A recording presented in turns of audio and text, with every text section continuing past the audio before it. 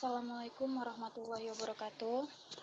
Hari ini saya ingin mempresentasikan ujian akhir semester proyek studio PA4 dengan fungsi bangunan hotel. Baiklah, untuk mempersingkat waktu, langsung saja masuk ke materi. Materi terbagi proyek, analisa site, perkiraan biaya bangunan, dan gubahan massa. Pertama itu deskripsi proyek. Judul proyek ini adalah perancangan hotel high-rise building dengan pendekatan kearifan lokal. Dan untuk nama hotelnya tersendiri adalah Hotel Horas. Lokasinya berada di Jalan Gagar Hitam, nomor 39, Sesi Kambing, Kecamatan Medan, Sunggal, Kota Medan, Sumatera Utara, dengan luas lahan 13.468 meter persegi. Ini adalah batasan site-nya, dan ini adalah area sekitar site-nya. Perhitungan KDB, KLB, GSP, dan KDH pada tapak dapat terlihat pada layar dengan bantuan data dari Tata Guna Lahan Kota Medan. Kemudian untuk total luas bangunannya sebesar 33.024 meter persegi yang didapat dari perhitungan luas lantai 1 sampai dengan lantai 10. Kemudian untuk kapasitas ruang tidur hotelnya, dari analisa dari berbagai sumber, maka didapatlah kapasitas ruang tidur pada hotel yang saya rancang adalah 343 kamar. Nah, ini adalah data kapasitas ruang tidur hotelnya, di mana standard room dengan tempat tidur twins sebanyak 20 kamar. Kemudian untuk standard room single bed sebanyak 258 kamar. Kemudian untuk deluxe room sebanyak 48 kamar. Suite room 15 kamar. Presidential room sebanyak 2 kamar. Nah, ini adalah kapasitas parkir, di mana fasilitas parkir mobil disediakan sebanyak 100 unit, untuk parkir bus sebanyak 5 unit, dan parkir sepeda motor sebanyak 102 unit. Jadi total kapasitas untuk parkir adalah 200 unit. Nah, ini adalah fasilitas dan layanan pendukung dari hotel yang saya rancang, ada 24. Ini adalah presentasi luas lahan terbangun, di mana setelah dilakukan perhitungan, maka presentasi luas lahan terbangunnya itu didapat sebesar 31,36%. Ini adalah presentasi luas ruang tidur, di mana setelah dilakukan perhitungan secara mendetail, maka total luas presentasi untuk luas ruang tidur itu sebesar 35,84%. Dan jika diberi sirkulasi 30%, maka persenannya naik menjadi 46,57%. Ini adalah presentasi luas fasilitas pendukung. Di sini saya banyak melakukan perhitungan untuk setiap ruangan fasilitas pendukung, yang kemudian hasil totalnya yang didapat itu sebesar 30,74%. Jika diberi sirkulasi 30%, maka totalnya menjadi 39,97%. Kemudian masuk ke analisa site.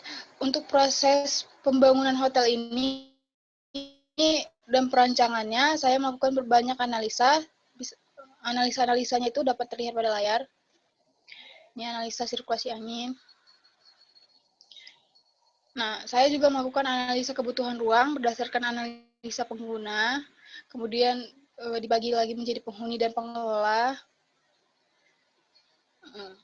kemudian aktivitas khususnya, kemudian pola aktivitas pelakunya. Nah, dari analisa-analisa tersebutlah maka muncul analisa ruang yang ada di hotel ini. Ini adalah hubungan ruang hotelnya.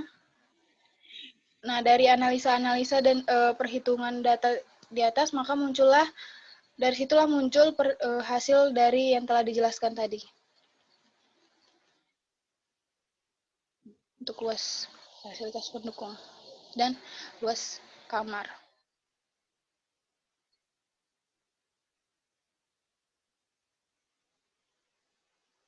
Ini adalah luas parkirnya, di mana setelah diberi perhitungan berdasarkan data arsitek dan asumsi, maka total luasnya itu sebesar 1.732 yang didapat.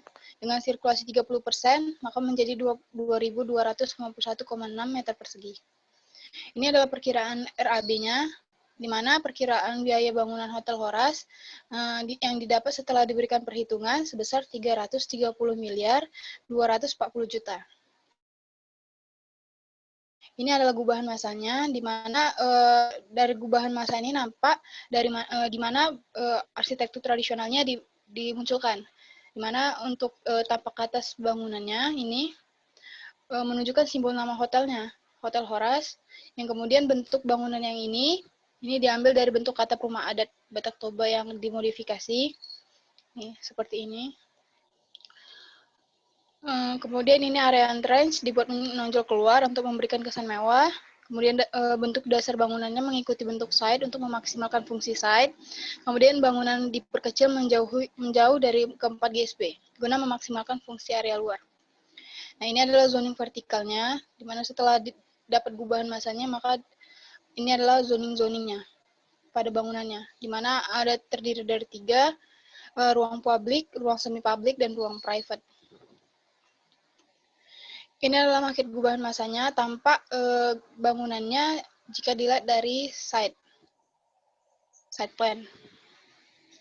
Nah, kemudian ini adalah gambar 3D animasi eksteriornya, di mana dari gambar 3D animasi eksteriornya ini nampak tidak hanya dari gubahan massa bentuk tradisionalnya ini diberikan, tetapi juga dari tampilan luarnya, di mana saya menunjukkan tradisionalnya ini dari dindingnya, kemudian dari atap ininya, atap bagian depan, yang kemudian bagian ininya diberi wallpaper motif bata.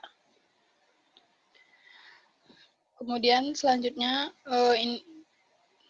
kemudian saya berikan motif warna yang menonjolkan bata, yaitu warna merah dan hitam.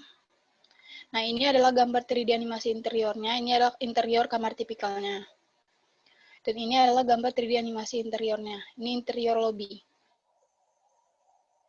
Terima kasih. Mungkin itu saja yang bisa saya sampaikan. Apabila ada kesalahan, mohon dimaafkan. Wabillahi taufiq wal hidayah. Assalamualaikum warahmatullahi wabarakatuh.